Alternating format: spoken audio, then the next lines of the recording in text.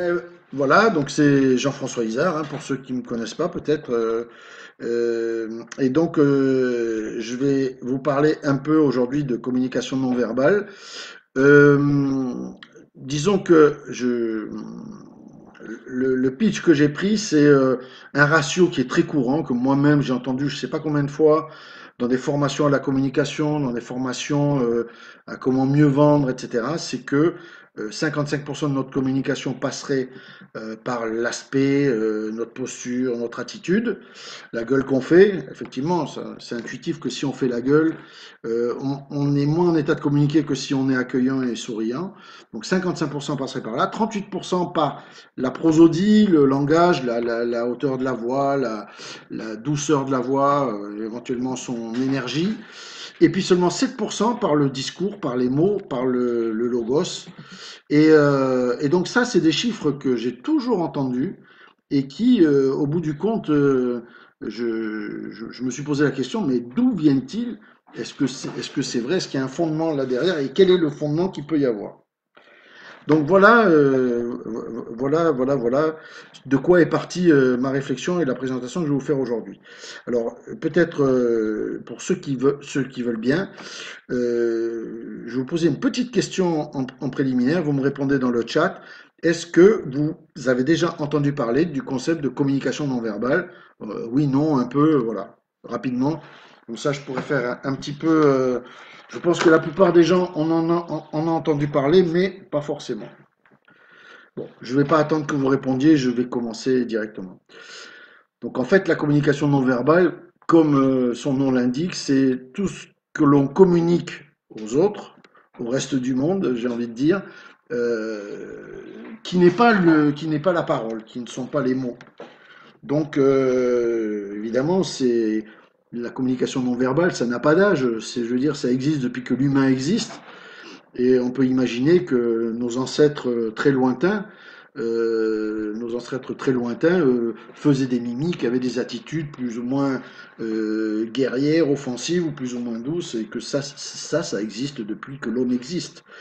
Et, euh, et j'ai envie de dire que vous, moi, tout le monde fait de la communication verbale sans qu'il soit besoin de se poser la question si on en fait ou pas. Et un peu comme Monsieur Jourdain faisait de la prose sans le savoir, on fait tous de la communication verbale, ou en tout cas on utilise ce moyen de s'exprimer même s'en rendre compte.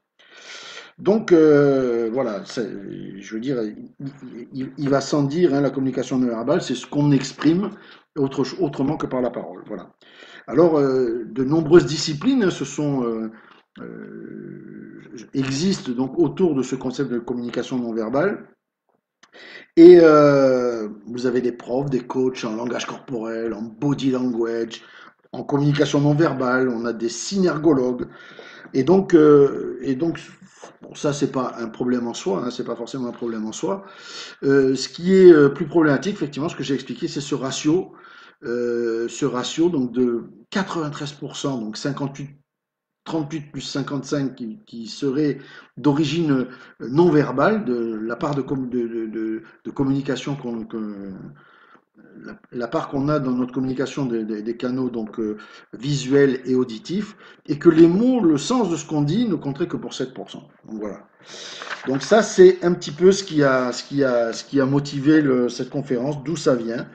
Moi, il me semble que 93% par le non-verbal, ça me paraît un petit peu. Enfin voilà, moi pour moi, je ne crois pas du tout à ces chiffres. Je crois qu'ils sont énormément exagérés. Encore une fois, je ne conteste pas l'existence de la communication non-verbale. C'est pas mon propos de faire aujourd'hui le procès de la communication non-verbale. On l'utilise tous, comme je disais, et ça existe depuis que l'homme existe.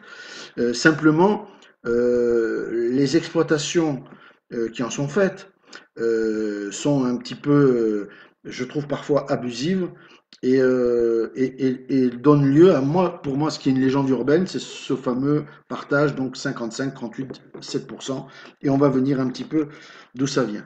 Et moi, j'ai repris un peu euh, les mots d'un prof de rhétorique donc, que j'aime bien, qui est sur le net, qui est sur YouTube, qui s'appelle Victor Ferry. Et lui, quand il parle de la communication non verbale, ça lui met des boutons. Et il est vraiment complètement opposé à toute la mouvance qu'il y a autour de ça. Alors, il ne conteste pas que ça existe non plus, mais il dit si la communication non verbale c'était 93% de notre façon de communiquer avec le monde, eh bien pourquoi on s'emmerderait à parler, à écrire, à faire des conférences? Eh bien on grognerait, on mimerait, on danserait. Et voilà l'affaire. Et donc bon, c'est pas un argument, mais je trouvais ça assez marrant. Donc pour commencer, on va préciser qu'est-ce que c'est que la communication non verbale. Alors, on va dire c'est tout ce qui permet, évidemment, comme je l'ai dit, de s'exprimer au-delà des mots, au-delà de la parole. Moi-même, je le fais vis-à-vis de vous. Je me suis peigné, je me suis mis une chemise, j'ai essayé d'arranger le décor autour de moi. Donc tout ça, effectivement, ça entoure ma communication verbale et ça l'habille. Ça, c'est censé. Je m'efforce d'avoir une figure avenante. Et donc voilà, ça fait partie de ça. Donc les expressions faciales, les attitudes, les postures, la façon de se tenir, assis, debout ou couché. On a une façon de se tenir, qu'on soit assis, debout ou couché. L'éthique, les gestes qui les accompagnent. Ouais, je bouge les mains, donc voilà, comme un méridional. La façon donc les gestes qui accompagnent l'interrupteur, la façon dont on a des gestes vis-à-vis des personnes à qui on parle. Ça peut être des caresses, ça peut être des coups, malheureusement. Les micro-gestes, les micro-expressions, les pleurs, les rires, etc., etc. Ça, c'est pour le corps, on va dire, le corporel. Sur la parole, j'avais dit, le terme, c'est la prosodie. Et la prosodie, c'est la musicalité de la voix dans laquelle il va y avoir le débit. Alors là, je vois que je parle un peu vite, donc je vais m'efforcer un peu de ralentir, justement, d'adapter ma prosodie à mon propos.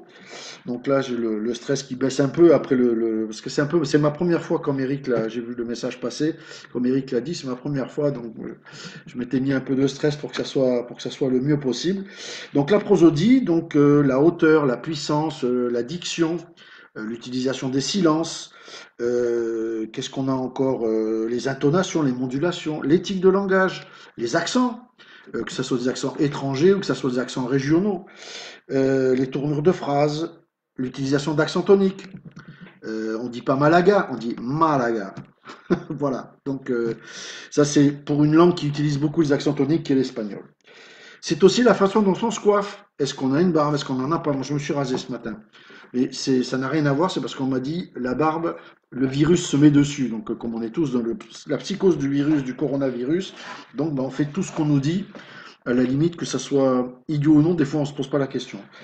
Les tatouages aussi, c'est une façon de parler de soi, les piercings, qu'ils soient visibles ou pas, etc., etc. La façon de s'habiller, le style vestimentaire, la nudité, pourquoi pas. Et on pourrait même étendre la communication non verbale à bon nombre d'activités de création artistique, finalement, que ce soit la sculpture, la musique, la danse, pourquoi pas les arts martiaux. L'écriture, la photographie, la signalétique, les pictogrammes sont également des formes de communication non verbale. Bref, tous ces éléments que je viens d'évoquer, faire une longue énonciation, ben, tous ces éléments participent de notre façon de communiquer. Ils nous permettent de comprendre et d'interagir avec le monde. Et nous apprenons très tôt à les lire, à les décrypter et à les utiliser. Certains peuvent être du registre de l'intime, d'autres beaucoup plus sociaux. Certains sont inconscients et nous échappent totalement. Les tics, hein, par exemple, on ne se rend pas compte. Hein. Et certains d'autres sont longuement travaillés et participent de notre façon de nous mettre en scène. Et enfin, de façon consciente ou non, nos modes de communication vont s'adapter au contexte et aux lieux dans lesquels nous sommes, au moment, aux circonstances. On ne se présente pas de la même manière qu'on soit à la ville ou à la plage, au bureau ou à la maison, à un mariage ou un enterrement, et qu'on ait 20 ans ou qu'on ait 60 ans. Voilà. Donc voilà un petit peu pour la définition de ce que c'est que la communication non verbale, un petit peu. C'est quand même un domaine qui est assez vaste. C'est quand même assez vaste et qui est très lié au corps, à la corporalité. Peut-être pour compléter ce tableau, peut-être faire un peu d'histoire. Donc, ouais, comme je disais, l'art de communiquer, il remonte aussi loin qu'on peut et au premier temps de l'humanité. Mais l'histoire ne commence qu'avec l'écriture, qu'avec les traces écrites. Et il ne nous reste rien des traditions orales qui ont précédé donc l'invention de l'écriture. En fait, il nous reste pas rien quand même. Il nous reste les traces qui sont arrivées, les outils depuis environ 1 million d'années, les traces de foyers. Et on imagine où les paléontologues imaginent, ou les anthropologues imaginent comment la découverte, la maîtrise du feu a changé les modes de vie des humains. Les sculptures, les sépultures, les sculptures, les peintures. Donc on est les plus les plus vieilles sépultures, je crois, c'est 180 000 ans. Les grottes ornées, les sculptures, c'est 50 000 ans environ. Voilà, pour les plus anciennes. Ce sont des manifestations d'une expression autre que verbale chez nos ancêtres, du genre homo. Et les archéologues, les anthropologues s'efforcent de faire parler ces traces muettes. Il faut attendre les premières sociétés organisées, donc la Mésopotamie, la Chine, l'Égypte, et ce qui nous est arrivé de ces civilisations, ben c'est l'art monumental, l'architecture monumentale.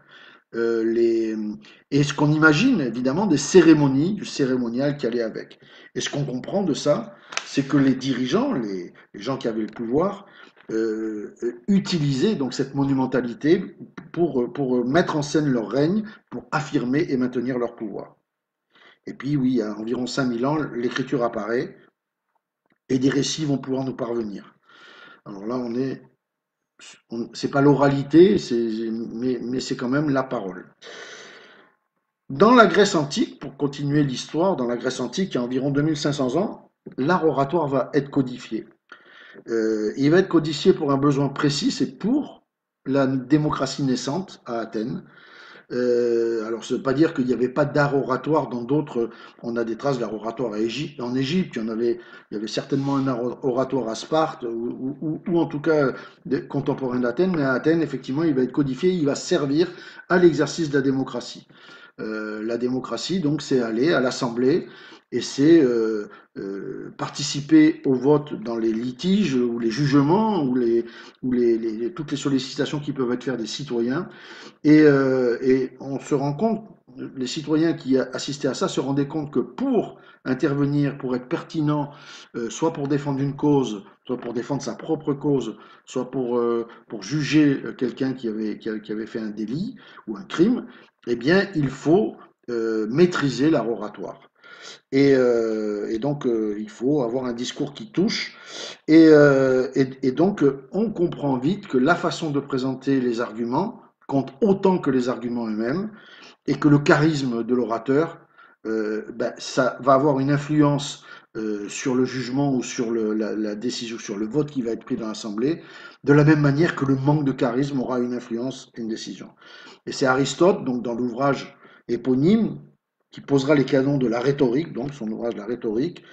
Donc, comment organiser donc un discours, une présentation, et comment toucher à la fois par les mots, par son éthique propre et par la capacité à toucher les émotions, donc ce fameux logos, ethos et pathos. Et donc, Aristote donc met en forme donc comment on doit organiser un discours pour arriver à convaincre et à persuader. Alors, convaincre et persuader, c'est pas la même chose. Convaincre, et il y a une nuance importante, et vous allez voir pour le sujet d'aujourd'hui quelle est l'importance de cette nuance. Convaincre, on va plutôt convaincre en s'adressant à la rationalité, avec des arguments, avec des preuves éventuellement, et tandis que persuader, on va s'adresser aux émotions. Et effectivement, on sait que les orateurs qui s'adressent aux émotions, ils ont des fois plus de poids, ou ils emportent plus la décision, ils peuvent emporter plus facilement la décision que ceux qui se contentent comment dire, de parler à la raison. Et convaincre et persuader, pour persuader en particulier, l'utilisation du non-verbal pour aller chercher les gens dans l'émotion va être une chose qui est très très importante. À l'âge classique, l'art oratoire est toujours enseigné, en particulier dans les collèges religieux. Ça fait partie des choses qui sont enseignées, mais le but là a changé. C'est plus la démocratie, c'est comment dire, c'est former des prédicateurs et c'est se présenter pour convaincre, mais dans le but de convertir évidemment. Et donc, néanmoins, effectivement, les façons l'art qui est enseigné décrit la façon de se présenter, décrit la façon d'enchaîner les arguments et d'avoir une gestuelle appropriée et convaincante. Voilà.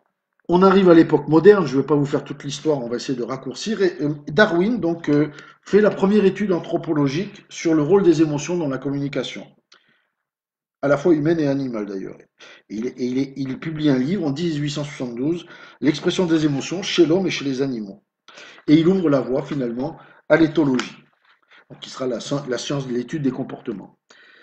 Et donc, on va dire au début du XXe siècle, hein, à la suite de ça, on a finalement deux sciences qui vont progresser vite. C'est la psychologie à la suite de Freud, donc la connaissance et la compréhension de la psychologie humaine qui va faire d'énormes progrès à partir du début du XXe siècle. Et une autre science qui va beaucoup, qui est justement à la suite de Darwin, c'est l'étude des comportements humains.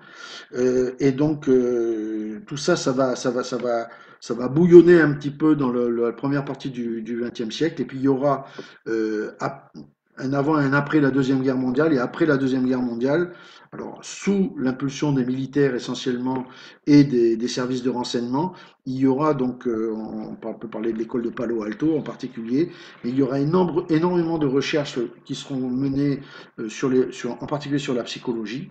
Et dans l'école de Palo Alto, par exemple, qui a été fondée par Gregory Bateson au début des années 50, bah, l'école de Palo Alto, elle embrasse énormément de domaines de recherche, parmi lesquels il s'intéresse à la communication, mais ce n'est pas le seul domaine.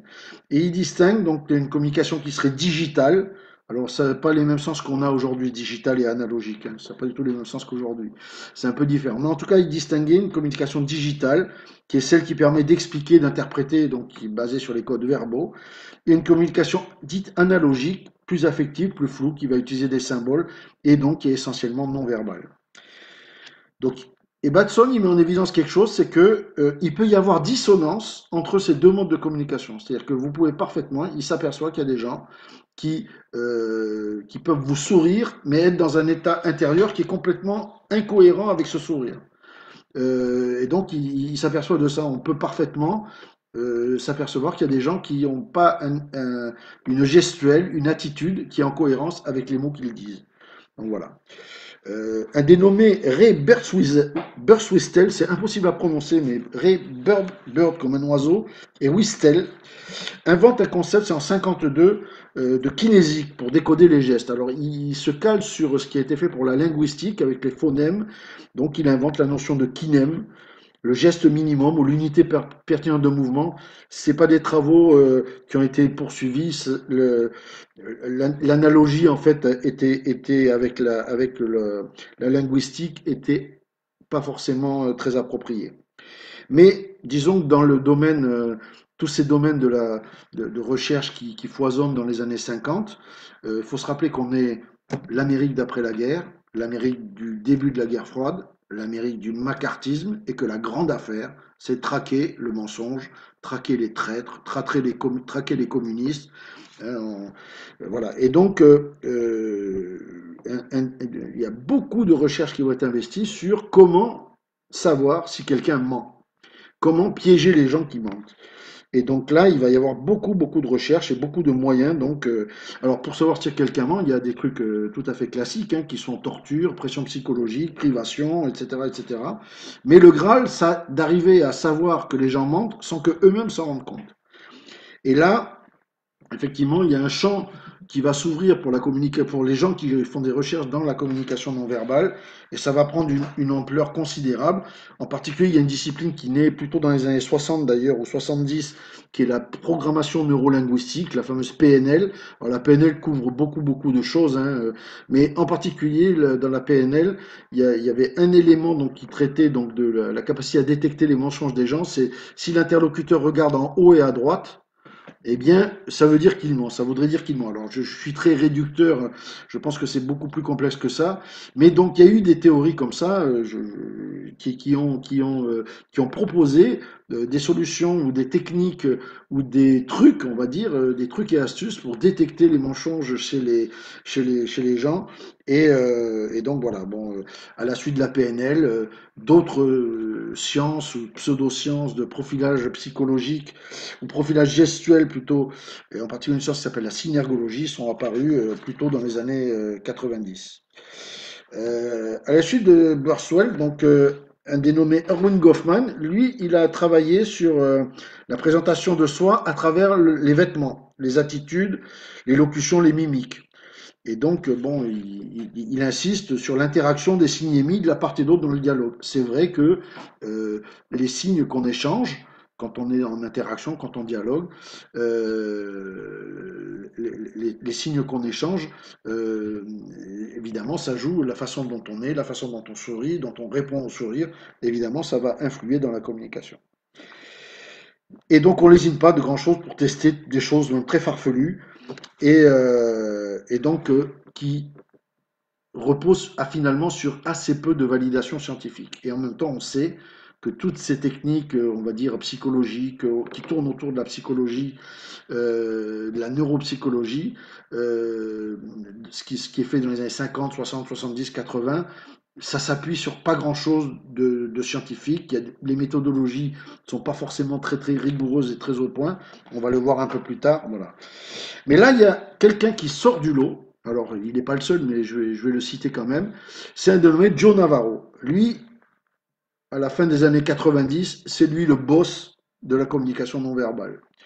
Donc, en fait, c'est quelqu'un qui est né à la fin des années 50, à 8 ans. Il quitte Cuba, exfiltré par les Américains, parce que je pense que sa famille était pro-américaine. Et après le fiasco de la baie des cochons, et donc il est amené aux États-Unis. Il ne parle pas la langue. Vous voyez, j'ai des tics, je me touche je vois ça en me voyant. On se rend compte de tous les tics qu'on a, c'est terrible, hein, des choses qu'on ne maîtrise pas et qui disent des choses sur nous. Donc je reprends l'histoire de Joe Navarro. Donc lui, il ne connaît pas la langue, il apprend, et ça c'est ce qu'il raconte, il apprend, donc avant de comprendre l'anglais, l'américain, à évidemment détecter à l'allure, aux attitudes, si quelqu'un est bienveillant ou si quelqu'un est hostile.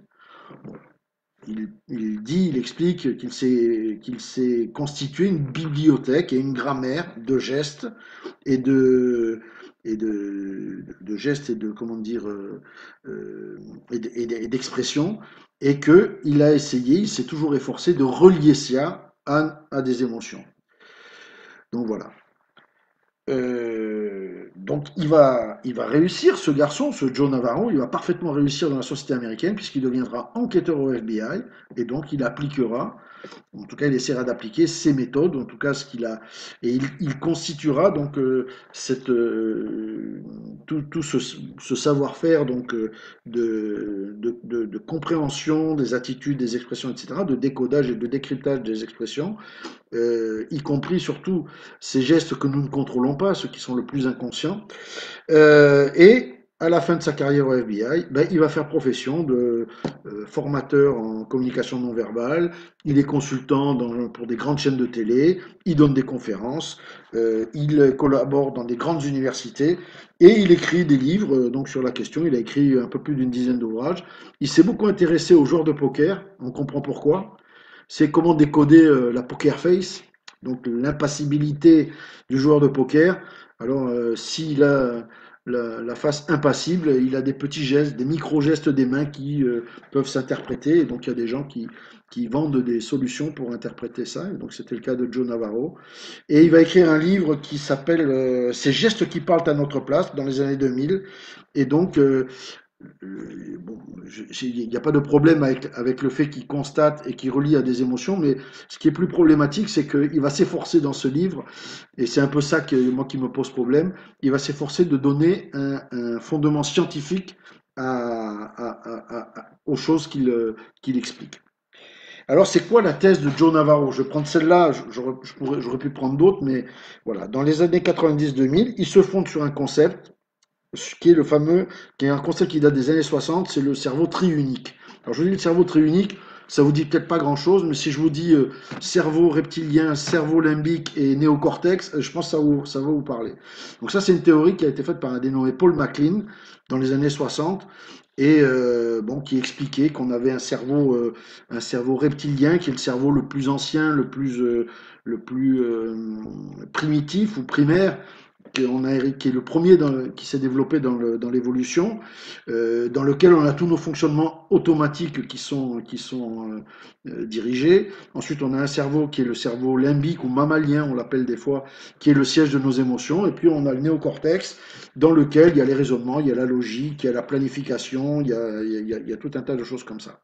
Alors, ce qui a tué la thèse de Paul MacLean, ou qui l'a rendue aujourd'hui obsolète. Il y a un consensus scientifique tout à fait généralisé et massif pour dire que ce modèle n'est pas pertinent. Ben, c'est l'imagerie médicale. Aujourd'hui, avec les développements de l'imagerie médicale, on a une vision bien différente de comment fonctionne le cerveau. Alors, je ne suis pas un spécialiste des neurosciences, hein, donc je vous épargner ou en tout cas, vous irez vous référer à des spécialistes des neurosciences pour savoir aujourd'hui comment on voit le fonctionnement ou l'interfonctionnement du cerveau, mais c'est beaucoup plus complexe que ce modèle. Ce modèle, il avait un intérêt, et c'est pour ça qu'il a perduré, c'est qu'il est très parlant. Ce modèle, il est assez intuitif, mais par contre, il n'est pas vrai. Il est faux, le complexe, c'est infiniment, le cerveau, pardon, c'est infiniment plus complexe que ça. C'est infiniment plus compliqué, et le schéma de Paul MacLean est pour le moins simpliste. Donc déjà, à la fin des années 90, donc 30 ans après les travaux de Paul MacLean, et alors que, comment dire, on sait que le modèle est obsolète, Joe Navarro, il bâtit là-dessus. Et il bâtit son modèle en disant que, a priori, lui, il fait plus confiance à ce qui se passe dans le cerveau limbique, donc tout ce qui est les émotions, parce que on triche pas. Les émotions, ça ne triche pas. Voilà. Voilà. Et puis, donc pour lui, il prétend que le cerveau en fait limbique est plus honnête que le cerveau, que le néocortex. Alors bon, il se base sur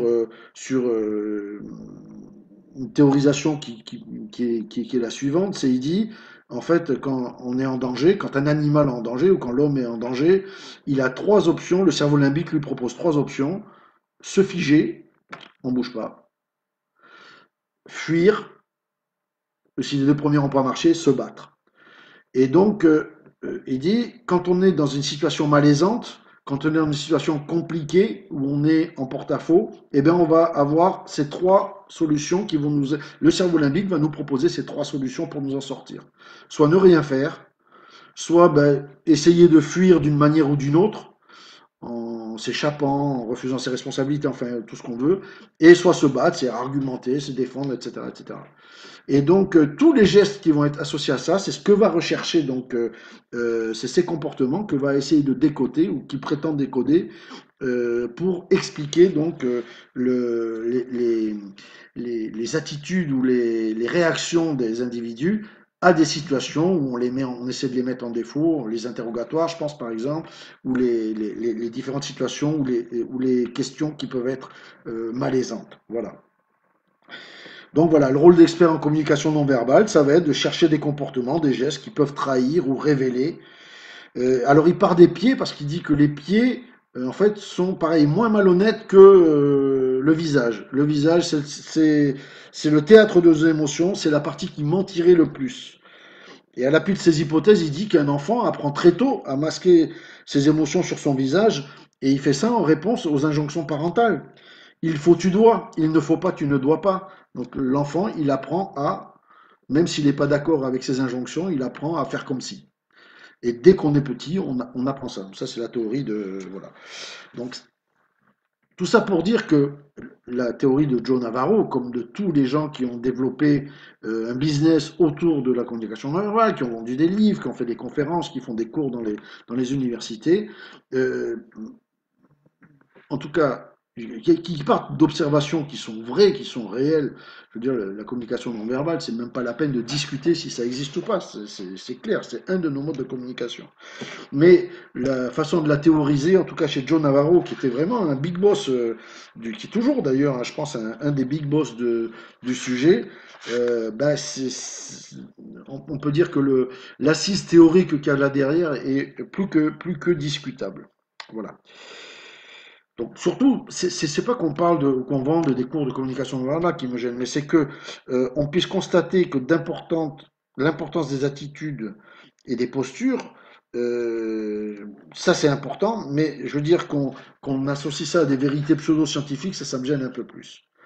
Alors on va venir justement à cette légende, en tout cas d'où vient cette histoire des ratios 55, 38 et 7%.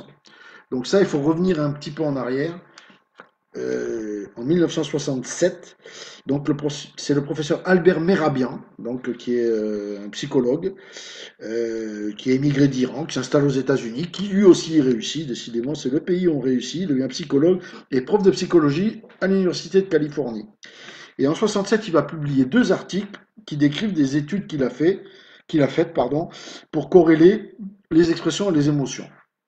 La première étude, il avait des participants qui devaient estimer les sentiments d'une personne après avoir. Donc, les participants, on leur proposait une série de mots, de 9 mots, c'était préenregistré, et les mots étaient dits avec une intonation, les mêmes mots étaient dits avec une intonation différente.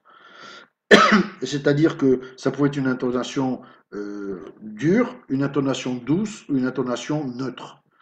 Et donc, par exemple, si on nous dit imbécile de manière positive, eh ben, ça ne va pas forcément créer la même réaction. Et les gens, donc, chaque fois, devaient donner une note ou un avis sur comment ils percevaient le mot qui était dit en fonction de l'intonation. Donc, il y avait des tests comme ça. Il a fait ensuite une deuxième étude. Alors, il y avait plus 9 mots, il y avait un seul mot, qui était peut-être, maybe, en anglais. Et là, il y avait différentes intonations et il devait effectivement noter qu'est-ce qu'il retenait de ces, qu'est-ce qu'il percevait de ces intonations. Et c'est en dépouillant ces résultats que ben, il a sorti, lui et son équipe ont sorti ces fameux ratios de 55, 38 et 7. Alors, on voit immédiatement que c'est quand même difficile de généraliser. Des situations d'expérimentation, c'est un petit peu compliqué quand même. Il y a un seul mot, quelques mots seulement enregistrés. Alors, les expressions qu'on donnait, on donnait des photos aux gens, hein, du visage et du corps. Et donc, en fait, c'était très limité et très figé, quoi, hein. Et donc, ensuite, quand on a, enfin, pour ceux qui ont étudié, qui ont réussi à- à accéder donc aux données de l'étude, on s'est rendu compte en fait qu'il y avait très peu de personnes qui avaient participé à l'étude. Il y avait une dizaine de personnes et que toutes les personnes étaient des femmes. Alors, c'est pas qu'il y a un problème avec les femmes, mais c'est que ça aurait peut-être été mieux et plus rigoureux si l'échantillon avait été un peu plus comment dire, divers, il y avait plus de diversité dans l'échantillon. Donc bref, dans cette étude, en fait, il y a beaucoup de biais, il y a beaucoup de problématiques de protocoles, et donc, alors CNV, oui, c'est vrai que ça veut dire communication non violente. Aujourd'hui, c'est pas de ça qu'on parle. C'est pour ça que, je sais, oui, c'est vrai, ça ressemble à communication non violente, mais là, on parle bien de communication non verbale. La communication non violente, c'est autre chose. La communication non verbale peut être violente, malheureusement. J'essaie de suivre un petit peu ce qui est dit là sur le côté, sur le chat, en même temps que j'essaie de suivre mes notes. Donc voilà, voilà d'où provient ce fameux ratio. Et Albert Mehrabian lui-même s'est trouvé dépassé par le succès et par la façon dont ses travaux avaient été repris et diffusés. Voilà. Et pour prendre un exemple, Joe Navarro, je reviens à Joe Navarro, lui, il prend pas le ratio de 98%, il a un ratio qui est plutôt de 60%, mais il fait référence il dit cette référence, il la prend dans les travaux d'une dame qui s'appelle Judy Burgoon. Et quand on lit le livre de Judy Burgoon, alors je ne l'ai pas lu, mais j'ai lu ça dans des études, Judy Burgoon, elle fait référence aux travaux de Mehrabian. De Mehrabian. Donc chacun adapte son truc sur des travaux qui sont pas d'une rigueur forcément extrême. Et donc ce qui est assez curieux, hein, ce que je trouve assez curieux, c'est que on voit qu'en fait, Joe a dit à Judith, qui a dit à Albert, enfin, on voit qu'en fait, on a l'impression qu'en fait, comme c'est des pointures tous, c'est qu'ils parlent de ces ratios, ben, tout le monde les accepte d'une façon un petit peu sans vérifier. Or, si on reprend l'étude du début, alors moi j'ai pas repris cette étude, mais je suis parti de travaux de gens qui l'avaient fait. Bon, j'ai préparé cette conférence cette semaine, donc j'ai pas pu me rendre compte de ça. Donc voilà. Mais donc voilà, le fait est que ces, euh, ces ratios, en fait, ils reposent sur des choses qui sont assez peu solides et sur des protocoles qui sont discutables. Et donc c'est un petit peu compliqué de conclure là-dessus. Bon, est-ce que je vais finir?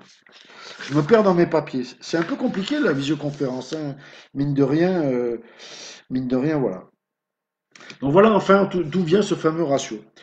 Alors au final, qu'est-ce qui nous reste sur la communication non verbale et en tout cas sur les espèces de justifications scientifiques ou les histoires de ratio, etc.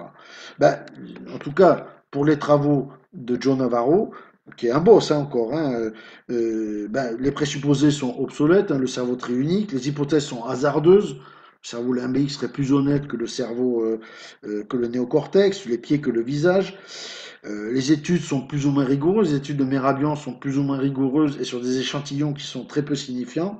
Donc qu'est-ce qu'il nous reste pour conclure? Eh bien pour conclure, je vais répéter pour être clair que je ne conteste nullement l'existence de la communication non verbale et ni encore moins le fait qu'elle ait une influence dans nos rapports avec les autres, dans nos rapports avec autrui.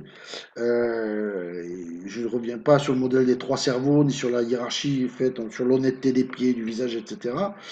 Mais disons que, en fait, ces gens-là, John Navarro, ils partent de présupposés très très discutables pour en fait justifier ou trouver des justifications à ce qui est, on peut dire, une pseudo-science. En tout cas, la façon dont c'est présenté, ça n'est absolument pas scientifique.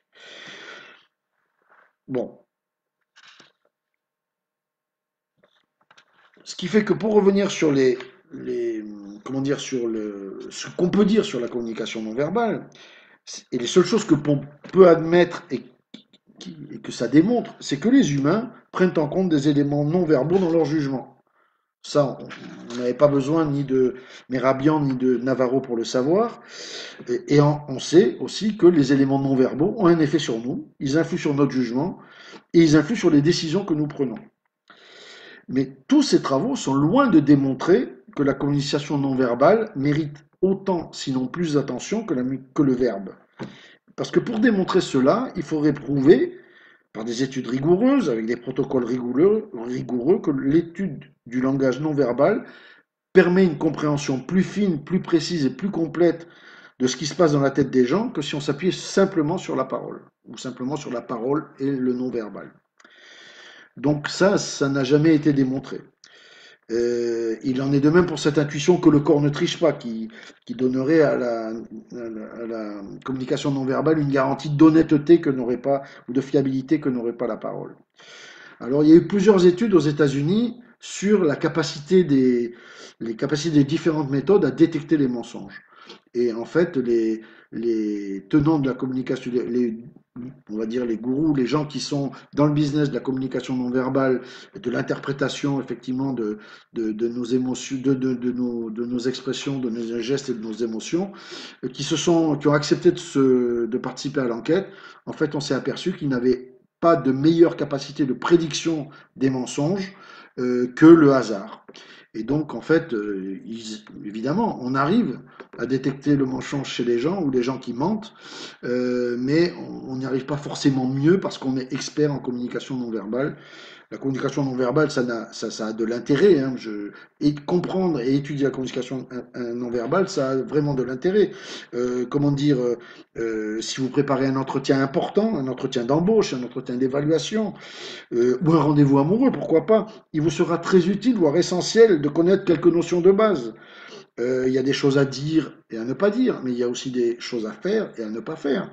Vous aurez intérêt à soigner votre look, votre posture. Il vaut mieux se tenir droit que voûté. Il vaut mieux regarder les interlocuteurs dans les yeux, ce que j'ai du mal à faire parce que je lis mon texte en même temps, parce que je ne le connais pas par cœur, malheureusement. Voilà, donc regarder les gens dans les yeux plutôt que regarder ses chaussures, ça c'est des trucs de base. Je veux dire voilà. Et la première impression qu'on fait, effectivement, dans un entretien, elle reste longtemps. même si ça n'est pas rédhibitoire, parce que si la personne que vous voyez pour la première fois, vous la revoyez plusieurs fois, la personne apprendra à vous connaître et le première impression s'estompera ou se modifiera au fur et à mesure que la personne apprendra à vous connaître. Quand vous voyez les gens qu'une fois, vous faites un entretien d'embauche et vous n'êtes pas pris, ben évidemment, vous pouvez vous dire que si vous avez fait mauvaise impression, ben c'est la seule impression qui va rester. Pareil dans la vie courante, pour comprendre que votre partenaire, vos enfants, vos parents, vos collègues ont un truc qui ne va pas, et ben, si vous êtes attentif à sa gestuelle, alors évidemment, s'il fait vraiment la gueule, vous allez le voir vite, mais il y a peut-être, c'est peut-être plus subtil que ça, et si vous êtes attentif, ben, vous allez peut-être pouvoir avoir un questionnement approprié, verbal, qui va permettre de les aider. Donc voilà, il y a tant de situations où la compréhension du langage corporel ou être attentif aux modulations de la voix pourra vous être utile. Ça, c'est la vérité. Simplement, voilà, ce que je voulais démontrer, c'est que les ratios 93% le non-verbal et 7% le verbal, c'était complètement déconnant et ça reposait pas sur des trucs sérieux. Et ensuite que toutes les, toute la pseudo-science qu'on a montée autour d'un truc qui existe, mais qui est juste dans le but de justifier un fonds de commerce, en fait, il faut quand même être prudent avec ça et ne pas, ne pas se livrer à n'importe quel gourou ou à n'importe quel expert en communication non verbale. Et puis pour clore ce débat, ouais, ça fait 40 minutes, je voudrais finalement, et c'est ça mon but, c'est réhabiliter le langage articulé complexe qui est notre langage, ce langage qui nous permet de décrire avec beaucoup de précision les objets du réel, mais qui nous permet aussi de décrire ce qui n'existe pas, des concepts, des idées, des abstractions, et qui va permettre le récit, l'épopée, les mythes, les religions, la politique, la poésie, la fiction, le roman. Le langage complexe qui a sans doute conféré à notre espèce un avantage évolutif décisif. Alors dans le livre Sapiens de Yuval Noah Harari, lui il fait l'hypothèse que c'est le langage, en tout cas la performance de notre langage, qui nous a permis d'éliminer nos concurrents de Néandertal, de Flores, de Denisova, les membres du genre Homo qui cohabitaient avec nous jusqu'à il y a à peu près 30 ou 50 000 ans. Ben effectivement, l'Homo sapiens les a évincés, les a supplantés et ça pourrait être en partie à cause du langage. Alors, effectivement, l'Homo sapiens n'est pas le plus fort, n'est pas le plus robuste, n'est pas le plus costaud, mais par le langage, il a une capacité à réunir, à fédérer, à faire agir de façon coordonnée des grands groupes d'individus. Et alors, il n'est pas du tout certain, ça je ne crois pas qu'il y ait eu des recherches ou qu'on sache décider si le langage de Néandertal, Denisova ou Flores était moins élaboré que le nôtre. Mais en tout cas, ce qu'on sait, c'est qu'on a constaté qu'il existait des groupes humains très importants d'Homo sapiens, alors qu'on n'a pas retrouvé de traces qui indiquent la même chose chez les autres gens du membre Homo. Comme je l'ai dit, en boutade, hein, si la communication non verbale était si importante, nous communiquerions beaucoup plus par mime, ou par la danse, ou par les mouvements, ou par des grognements, des sons, du chant, des vocalises, et ce n'est pas le cas. Alors j'entends que ce n'est pas une preuve scientifique recevable de la non-validité de la théorie, mais ça m'apparaît quand même comme du bon sens. Et je trouve que c'est marrant de lancer ce défi aux professionnels de la communication non verbale, leur dire, ben, puisque vous êtes si fort en communication non verbale, eh ben, n'utilisez pas la parole pour nous en parler. Même si j'avoue que c'est une mauvaise foi folle. Donc j'ai pas de problème avec ça. Mais ce dont je suis certain, et je vais finir là-dessus, c'est que si vous voulez mieux communiquer avec vos semblables, il n'y a qu'un conseil à vous donner, c'est exercez-vous à dire des choses vraies, des choses intéressantes, et en vous exprimant bien. Et j'espère ce que je suis arrivé à faire ce soir, j'en suis pas certain, mais voilà. Merci.